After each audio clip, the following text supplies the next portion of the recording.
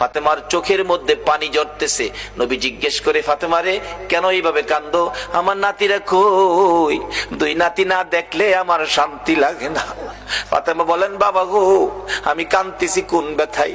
ঘরের পিছনে যাইয়া দেখেন গো বাবা, আজকে 3টা দিন পার হয়ে গেল, আমি ফাতেমার চুলায় আগুন জ্বলে না। আপনার আদরের দুই নাতি না খাইয়া থাকতে থাকতে পেটের খিদার যন্ত্রণায় ঘরের পিছনে গলাগুলি করে নানা নানা কইয়া কাঁদতেছে গো বাবা।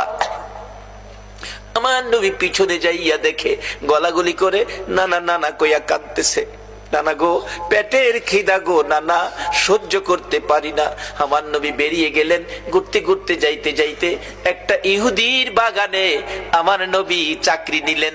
কুয়ার থেকে পানি উঠাবেন, গাছের গোড়ায় পানি দিবেন, পানি উঠাবেন, 1 বালতি পানি 8টা, 1 বালতি পানি 3টা করে খেজুর, এইভাবে 8 বালতি পানি উঠাইয়া হাসাইন হুসাইনের মায়ায় আমার নবী বাগানে চাকরি পর্যন্ত নিয়েছে। এই ভালোবাসার হাসাইন হুসাইনে কষ্ট পাবে, এই কাজ আপনারা কইরেন না। আমার নবী 8 বালতি পানি উঠাইয়া 9 বালতি পানি বুড়াইয়া টান দিলে রশি ছিঁড়ে বালতি কুয়ার ভিতরে পড়ে গেছে। ইহুদি দৌড়াই আসছে, পানি উঠাও পানি উঠাও। রশি ছিঁড়ে বালতি পড়ে গেছে, কি দিয়ে উঠাবো? ছিঁড়ে গেছে। হাও না, তুমি ছিঁড়ে ফেলছো। আমার নবীরে কয়, নবী বলে ছিঁড়ে ফেলছে। আমার নবী বলেন, ইহুদি রে, আমি ছিঁড়ি নাই, ছিঁড়ে পড়ে গেছে। এই পর্যায়ে 1 কথা 2 কথা রাগ হইয়া নিষ্ঠুর ইহুদি, যেই নবীর চেহারায় জীবনে কোনদিন মশা মাছি বসে না, আমার নবীর গাল মুবারকে ইহুদি থাপ্পড় লাগাইয়া দিছে।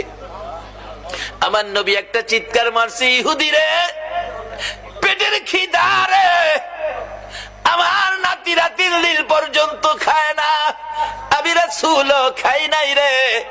3 দিন না খাইয়া গালের গোশত শুকাইয়া গেছে রে ইহুদি, আমার গালে থাপ্পড় দিছস, বল তোর হাতে ব্যথা পাইছস নি? ইহুদি বলেন, কার গায়ে হাত তুললাম গো?